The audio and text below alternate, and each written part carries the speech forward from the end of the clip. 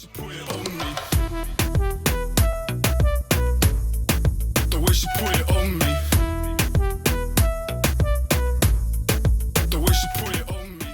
happy, I'm over the moon, like 3 singles in the chart, even though it was like not like little numbers, the big numbers, but still in the chart, know what I'm saying?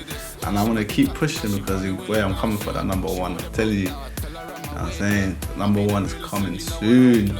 But yeah, when my album drops, everyone stay locked in because it's gonna be a madness.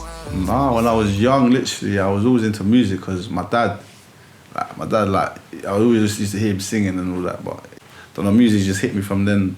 And then, yeah, I met one of my friends, and from them we just kicked because my friend, like, I don't know, he was on to making beats, like, from young. And I told him, listen, stick to that, you know what I'm saying? And then, yeah, just history, he started making beats. I just started just playing around. It wasn't even serious, we were just playing around.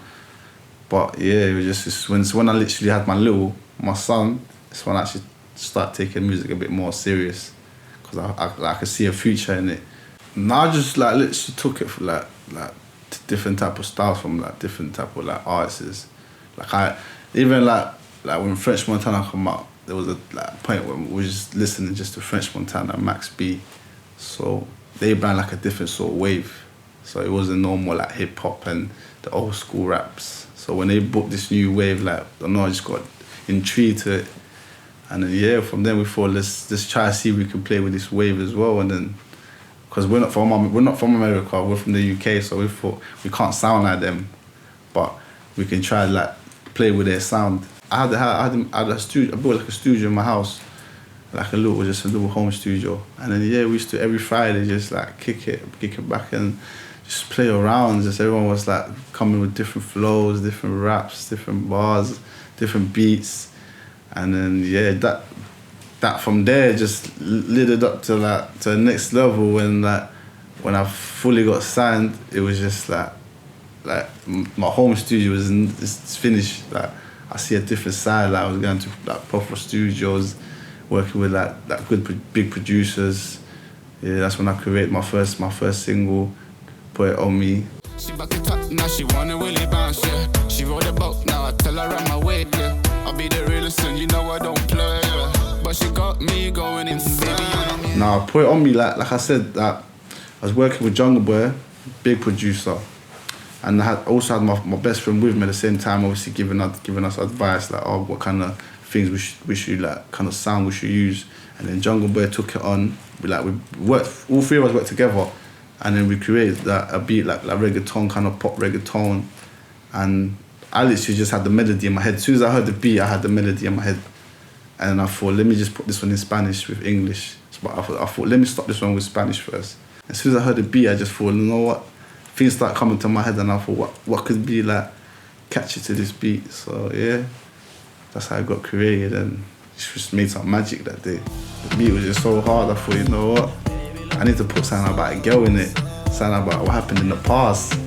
Because like most reggaeton rappers, usually that's what they will talk about, girls, what happened in the past, relationships, all things like that. So I thought, you know what, I might as well like try create something on my own. And yeah, I just spoke my own story, basically, and then yeah, that's how it come about. Like when I went to meet him, it was through a friend of mine that got us to meet each other. And like the way it happened was just so strange because my friend was like, yeah, I got this big agent, like don't know, I'm gonna play him your music, like, but I don't know, like, let me see if he wants to see you or not. And then we gave it, I think it was like a couple months later, he like called me back, he's like, yeah, he wants to meet you, come to his house, get ready, and then he picked me up, brought me to the biggest house I've ever been in my life. Like I was like, Godsmack, like come out the car, I was like, raw, this is the first time I've been to a big house in my life. So from then everything just changed, like literally.